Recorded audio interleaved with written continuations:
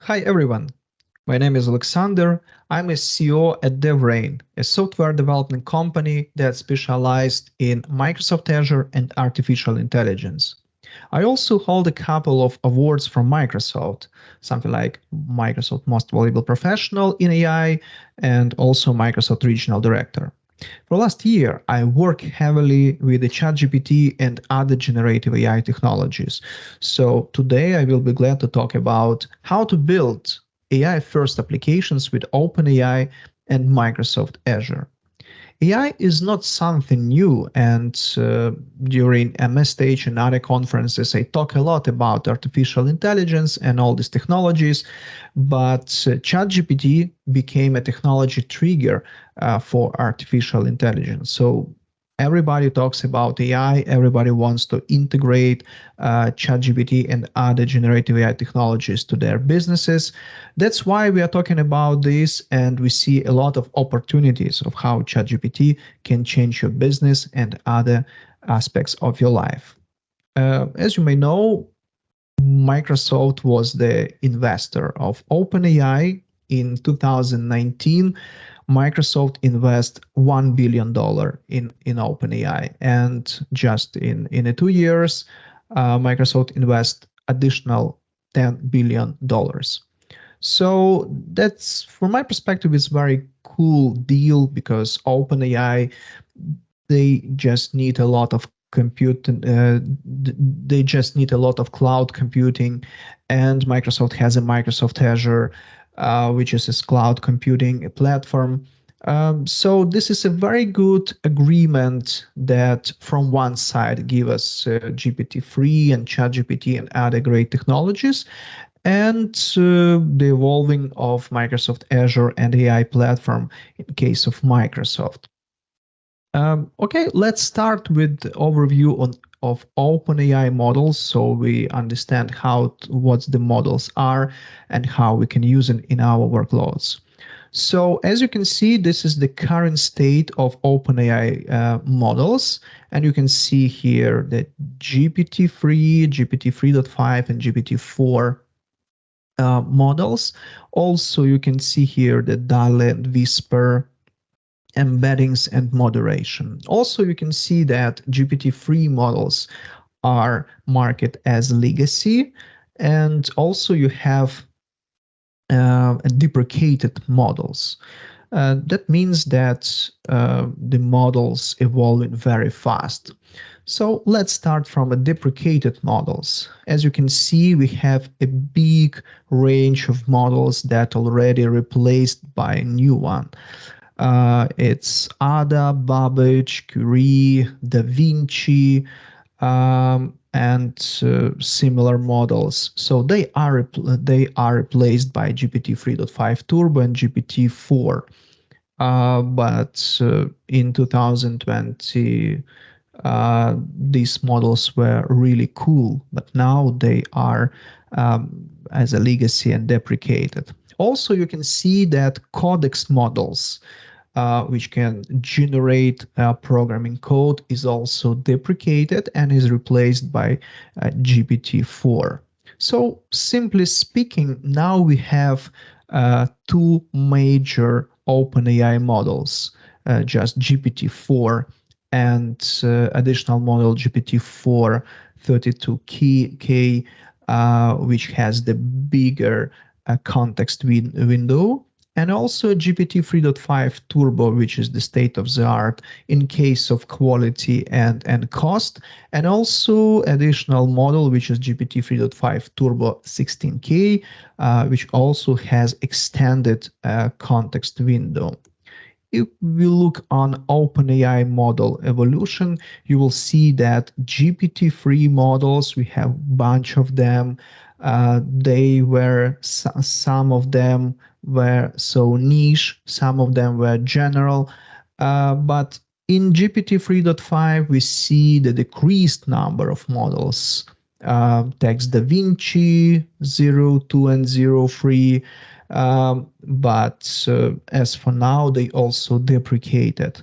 And GPT-4 is just two models. It's just one model actually, and additional with the extended context window. So as you can see, OpenAI slightly decreased the number of models they produce because GPT 3.5 Turbo and GPT-4 are that models that hold all the functionality and features of all previous models.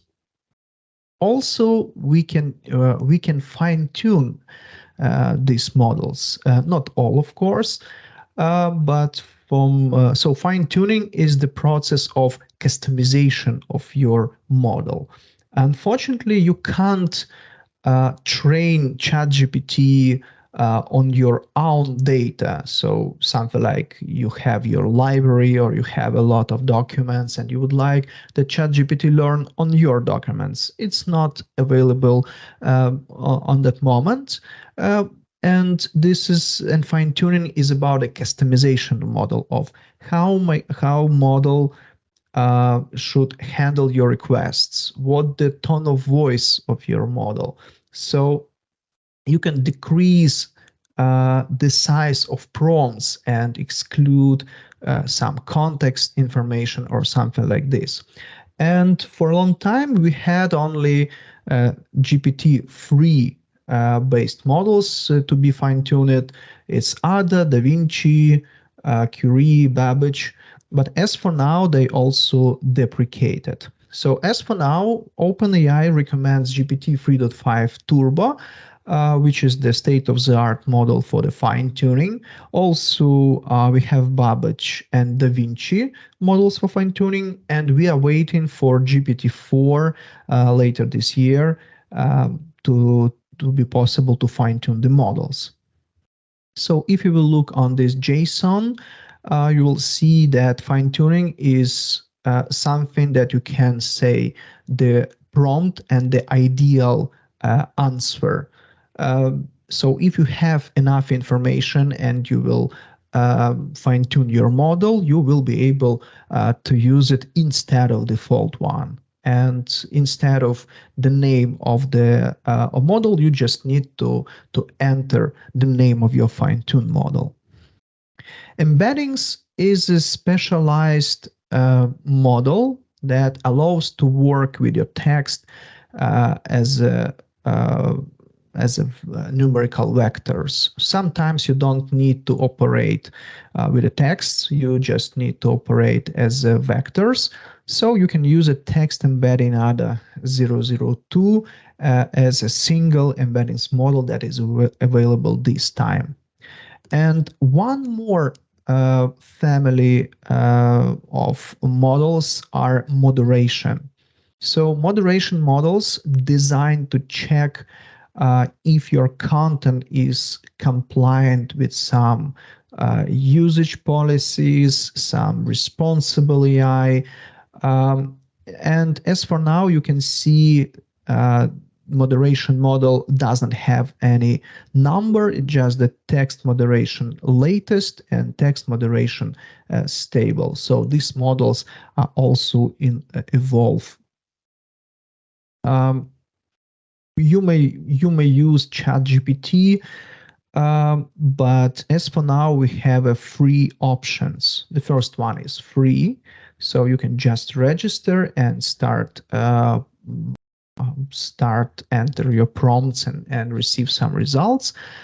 If you are on a free account, you can use only GPT 3.5 model, which is quite good, which is stable and produce a good results and is a good speed.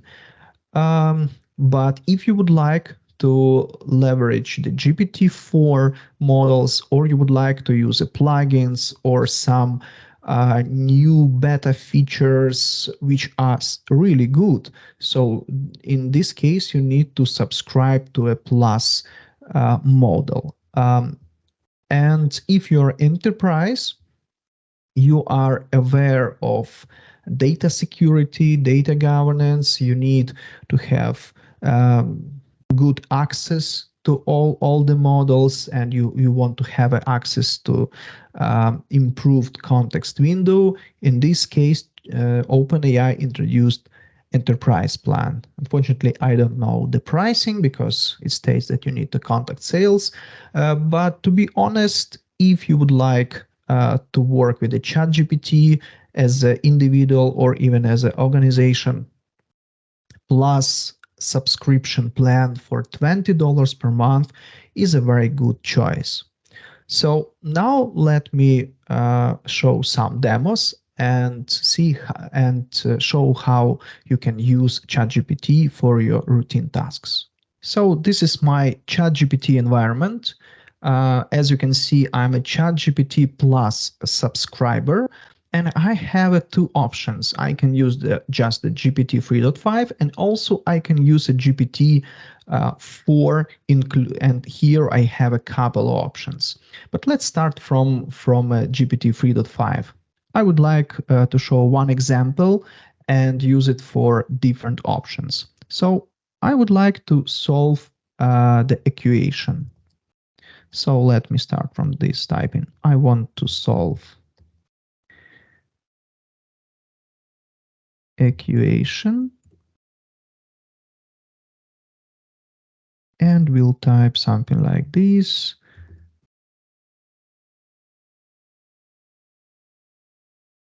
Okay, so this we can use the quadratic formula. So ChatGPT correctly identified the approach how to solve this equation, and we can see a textual explanation of how to solve this equation, which is rather good. And I need to say that when ChatGPT just appeared, it was not very good with the solving mathematical formulas and equations. But as for now, we see a very good progress about that. Okay, let me create a new web chat, and I just want to solve the same equation, but I would like to use a GPT 4 for that.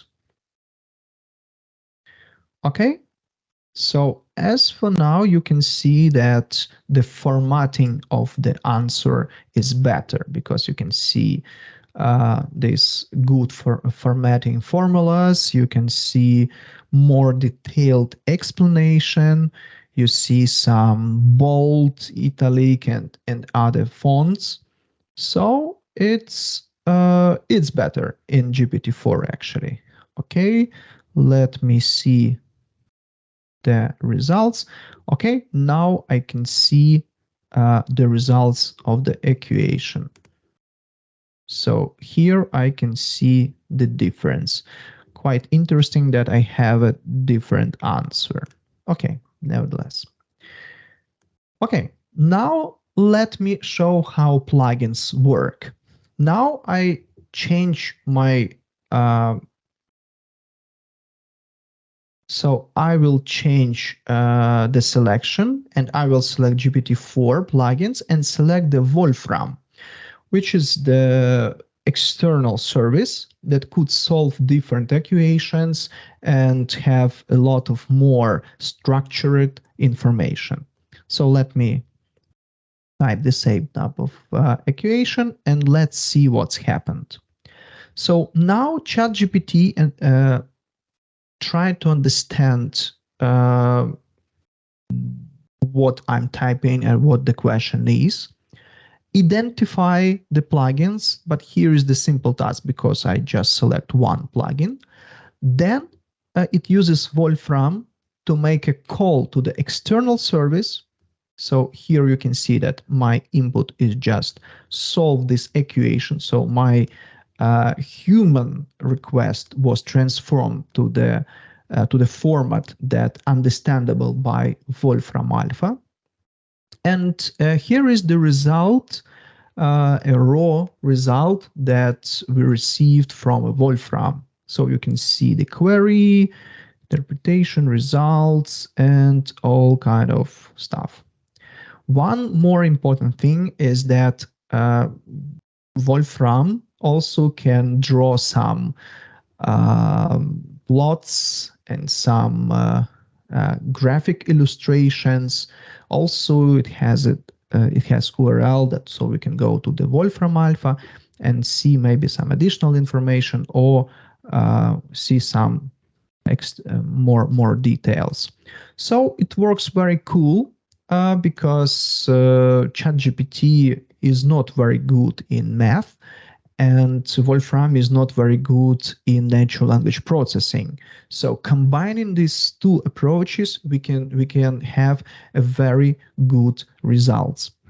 You can not just solve equations, but you can ask some other questions. For example, how far is Tokyo from Los Angeles, for example?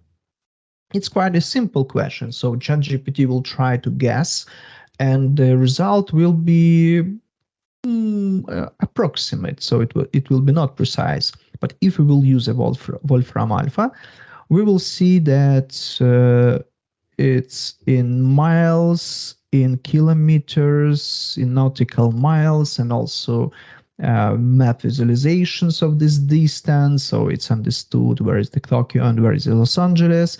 And also it gives additional information about direct travel time, okay, by aircraft, approximately 10 hours. So as you can see, Wolfram is very good in mathematics and in statistics and some other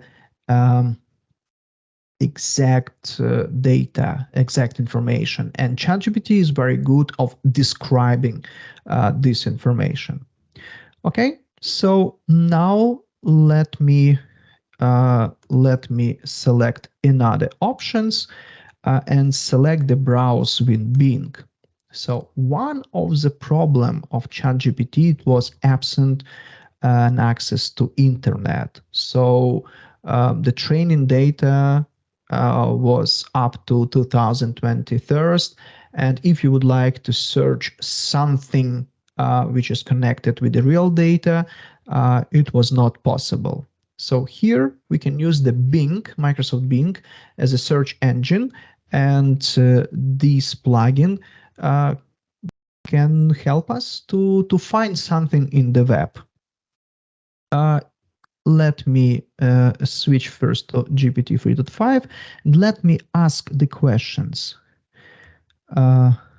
What do you know about Oleksandr Krakovetskyi? So now I'm just asking GPT 3.5 what information contains in their knowledge base. So you can see here that ChatGPT does not know anything about me. Before this, ChatGPT produces some fake bio, and it was not good. If I select GPT-4, maybe it will be better. Okay, but GPT-4 also don't know anything about me, just because GPT-4 is the same training data set. It just understands context better, but the training data set is the same. So GPT-4 doesn't know anything about me as well. Okay, now we select browse with Bing and just ask the same question. Okay, so as you can see, a mode of browsing started. So my question is transformed to the search query, just the Oleksandr Krakovetskyi. So right now, the plugin goes to Bing, search some results, go through these results and read the content and just summarize everything that is presented on a web. And right now, I can see some kind of result, which is Alexander based in Kiev,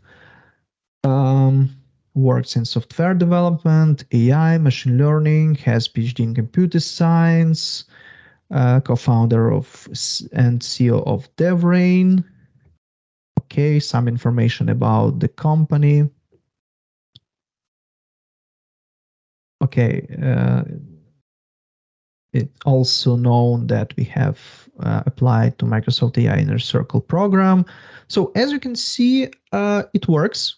So if you would like to make a quick research about some person or about some company or any other object or entity, you can use this web browsing plugin for ChatGPT.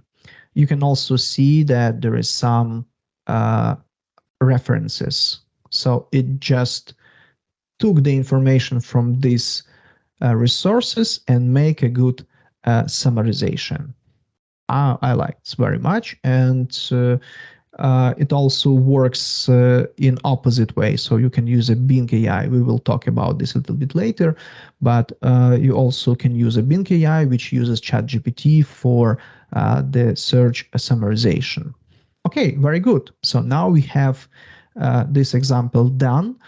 Um, Sometimes it could be broken. Sometimes it could say, sorry, I have some issue with accessing the internet or some page. So you can just try, um, uh, you can try one more time. One more interesting example is using the advanced data analysis, which is also in beta mode. But this is something I liked maybe the most because this is a very good approach of how you can analyze your data without any programming. So choose some, let me choose some CSV file. Actually, it calls Congress Slave Owners. I downloaded this from New York Times or Russian Post or something like this. And I just tried to analyze the data I have. So I just uploaded the CSV file and asked it to analyze the file. So what is advanced data analysis? It's the special mode. My request is transformed into Python code. After that, this code is um, executed in some kind of Python environment. So I can work with a different Python libraries, so I can do some plots, I can do some data analysis without actually programming it. But also this mode uses the general database of ChatGPT as well. So let's look here. The data set contains more than 5,000 rows and 9 columns. So this is the brief explanation. What are these columns? Bio guide, unique identifier, name, positions. Also, you can see that if it's a date of birth, so ChatGPT obviously explain what is it. Okay, so just for understanding, this file contains information about U.S. congressman and indication whether this individual was a slaveholder or not. Okay, so we start with this analysis. So let us do some data analysis. Show the first 10 rows. Also, I can show you this. So this is the Python code that was created based on my request. I also can see some information from here, but anyway, now I can interact with my data. Okay, let's see.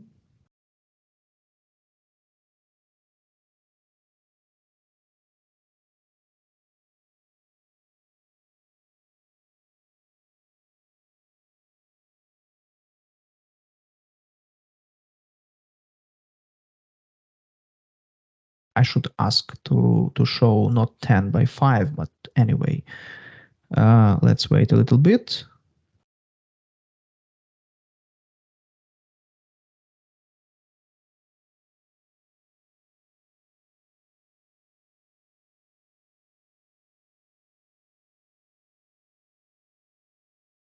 Okay, so here I can see 10 rows of the data set is also formatted, as you can see. Very, very good. Now I would like to ask to show the states with the biggest number of slave owners. Okay.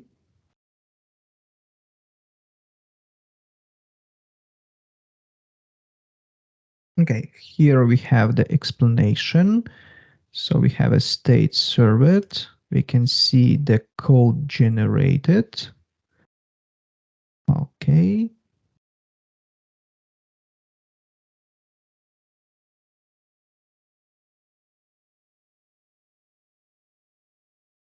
And this is the result. And now ChatGPT will create the human readable answer. Okay, Virginia, Kentucky, North California. Please make a plot. So now I would like to visualize this information.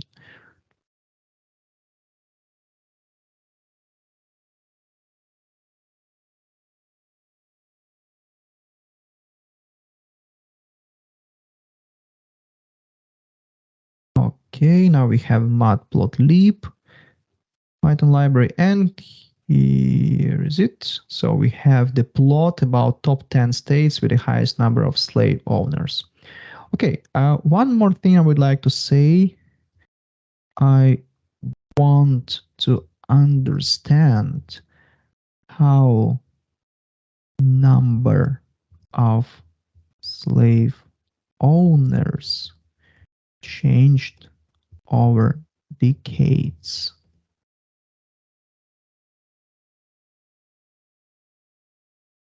So as you can see, I just asking the questions, and these questions transform into specific plots or answers or some kind of statistical data, and I can interact in my data as far as I want.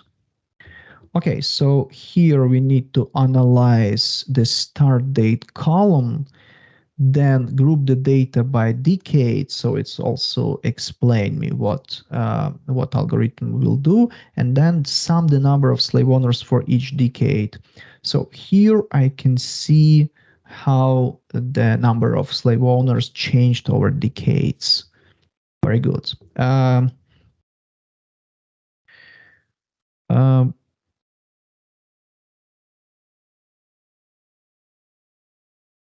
Also, I can ask ChatGPT to explain why this information I could see. So that's the combination of the ability to analyze data and also to understand some kind of history, some objects, etc. And here I can see the explanation. So it could be, so it will change the way how we work with the data, how we explain this data, how we do our labs, how we do our research, because we could not just create the Python code, but we also could add additional information and to make a actually very good research. Okay, I think you understood the basic opportunities and how it works. So if I close this thread, all this data and graphics and all illustrations will disappear. So I will not have access to this data anymore. So I assume is the security feature. So OpenAI doesn't store information, just the text and but not the images and not the files itself. And also, if you could see here, there is a DALL-E, the third version, which could help us to generate some images. I don't know.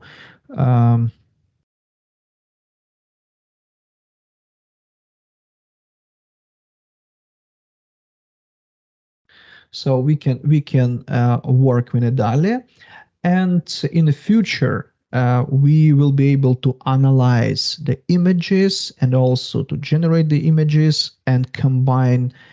Um, sorry, create an image where sun is shining. So we can combine a different text and images, so we can comprehend the images, so we can use it as a part of conversation. As you can see, it's a very cool opportunities.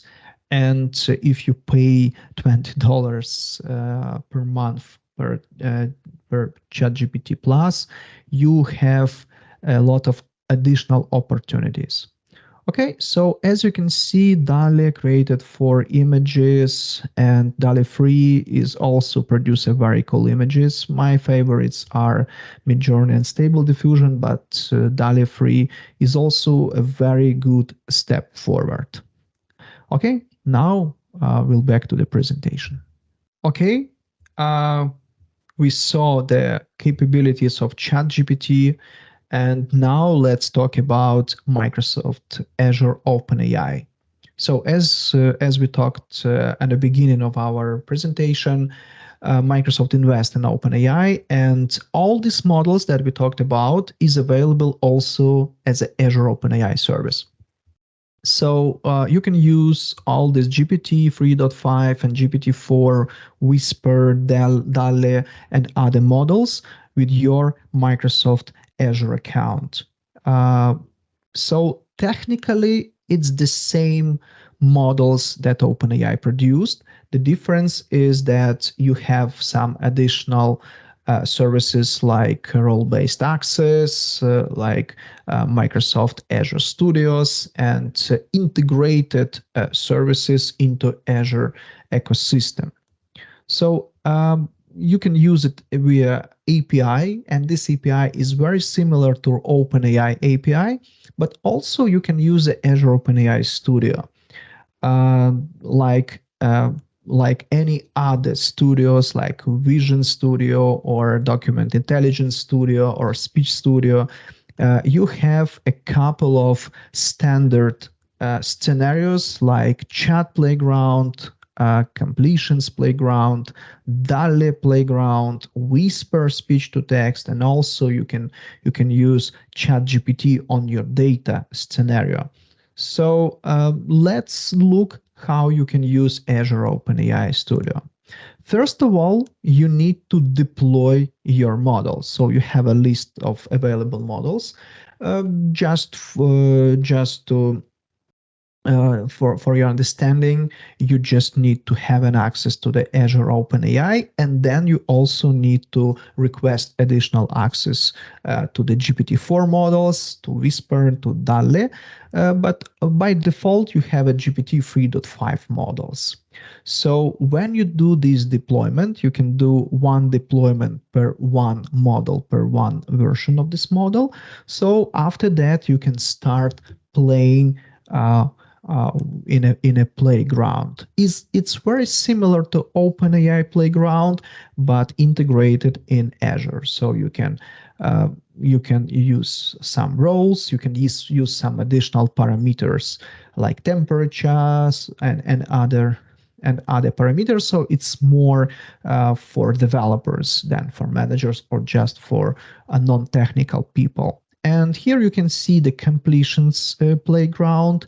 Completions in just continue to generate continue your text or answering your questions, but this is stateless.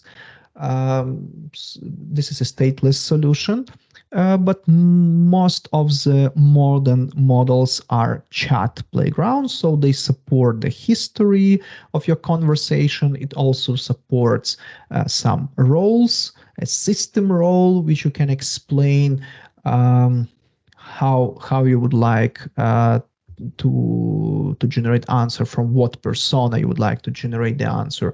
And also you can include the conversation history, So that's the analog of ChatGPT that we use as a web service. So this is the list of the models that available at your account. As I said, different people, different organizations, they will have different access to models. So if you would like to use a Whisper, DALL-E, or GPT-4 models, you need to request it from a Microsoft. This is the file management option. So if you would like to fine tune your models, you need to create a JSON-L file, which is quite simple, and I showed it to you previously on my presentation. So it's just the number of prompts and the completions, the ideal completions that you can use to fine tune your model. So you just upload your files and you can create a customized model. So you need to select a data source, you need to select a base model, and you can start the training. And after the training is completed, you see this custom model or fine-tuned model. Here you can see that it has some unique ID, which you need to use when in your API. You need to enter this model name. You need to deploy this model, and this deployment name you need to use in Azure OpenAI API. Okay, so also you can use in Playground your fine-tuned model as well. You can also access these models through API. So it's very straightforward, and it's very, how would say correctly, it's more easy even to use Azure OpenAI because you have this UI, you have this studio. So working with Azure OpenAI is very simple and straightforward.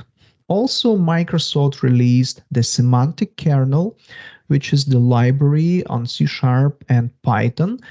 So you can use this library for orchestrating LLMs like OpenAI, like Azure OpenAI, and it simplifies how you work with the large language models.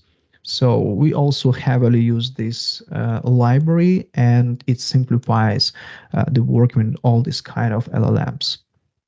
Now I would like to talk a little bit about the Copilot era and explain how the models and this ChatGPT converted into the real world scenarios and real world applications. So the first application that was built on a top of Copilot, on the top of Codex model, which is, as you remember, is deprecated right now. But that was the first product with Microsoft and OpenAI. It was a plugin to Visual Studio Code, and it just generates some programming code based on your prompt or comment or something like this. It was quite simple, but that was a game changer because now Microsoft introduced the new GitHub Copilot X, which is more powerful tool, and it allows to generate code, make some refactoring, generate documentation, explain the problems. It also contains some general database. So it's a very cool product, and I'm waiting for the release because it could be a game changer for the product development. Also, as I mentioned previously, there is a Bing AI, which works very similar to ChatGPT, because when we use ChatGPT, we use Bing and a search engine as a backend search engine. But when we use a Bing AI, we use ChatGPT for summarization and for delivering the answers to our questions. So if you want to use a web browsing but don't want to pay to OpenAI, you can use a Bing AI for free. Also, you can use it as a plugin for Edge. Edge is a browser from Microsoft, and on the top you can open Bing plugin, so you can ask some questions, you can generate some emails, and one good feature of this plugin is that you can ask this plugin to summarize or answer some questions based on a content that is opened in your browser. So you can open a PDF or any other website, open your plugin, and just ask something that is placed on this page. That's very useful. This plugin is also available as a Windows Copilot. This tool was introduced recently, and now it's presented on the latest builds of Windows. It's more or less the same. It's built on the top of Bing Chat, but also you can manage your Windows environment. For example, you can ask to change your dark theme, black theme to white theme. But also you can do almost everything you can do in a plugin. You can do it from the Windows, and it's free. It doesn't have, I didn't find actually some limitations, because when you use ChatGPT, you have this context window, some limitations. But when you're using Windows Copilot, you just can give URL and say just create a summary, or you can ask any other question, and Windows Copilot will do it for you. So I personally started using this tool heavily. So ChatGPT and all the generative AI technologies slightly went to different products introduced by Microsoft. So for example, Power BI Copilot. So you will see this Copilot to almost all Microsoft products. This is Copilot for Power BI, so you can interact with your dashboard. You can ask some questions about your data to generate some insights, or generate a new report or generate a new dashboard. So that's quite powerful tool. Also, if you are using Microsoft Teams, there is a new subscription plan called Microsoft Teams Premium. And here you can see the summary of the meetings, some tasks, highlights, some sentiment analysis about your meetings. And this is not only the one feature that use artificial intelligence in a Microsoft Teams Premium. You may find some different tools like Fireflies, for example, that could also summarize your meetings, but this is something that is integrated into Microsoft Teams. One more product that I also use heavily is Viva Sales Copilot. It's integrated into Dynamics 365, a CRM system from Microsoft, and also it's integrated into Outlook. So for example, Viva Sales can analyze all the emails, all the emails chain, and for example, generate email as an answer or something like this. Also, if I forgot something where about this customer or about this project, so I can make a summary of the previous emails. That's not the only feature of Viva Sales, but now this Copilot helps me to work with my Dynamics 365 database, and also helps me to answer the emails and be more productive.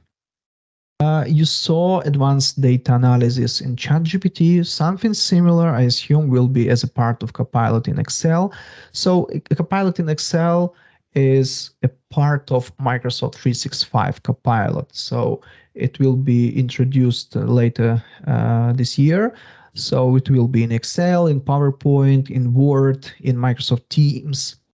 And each Copilot will have some unique features. So if you are using Excel, and you have some numbers or tables, you can also analyze this data. You can ask to create some, I don't know, reports, P&L report or something like this. You can ask to generate some insights, to transform your data, to calculate something, and you don't need to do. You just need to ask Copilot to do this.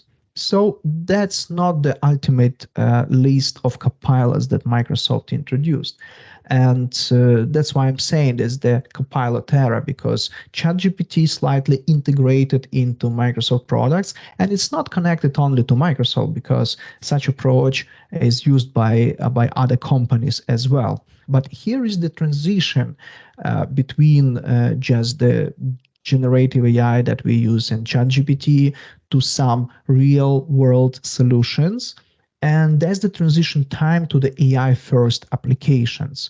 AI first applications means that AI technology is the core technology, and it generates something or creates some very good value, and then it can be integrated in other clients. It could be Microsoft Teams, it could be chatbot, it could be website, it could be anything. But the general idea is we will see the new wave of AI enabled applications. I think it will be in 1-2 years. So the landscape of applications will significantly change. If you like my topic, and if you would like to be to extend your knowledge about ChatGPT, Midjourney, and other generative tools, I can advise you to buy me a coffee and get a ChatGPT prompt book and Midjourney prompt book, which is the good illustration of how ChatGPT and Midjourney can produce results, so you can be a good prompt engineer and understand the possibilities of these technologies. Thank you so much for your attention, and I hope this presentation was good enough. Thank you.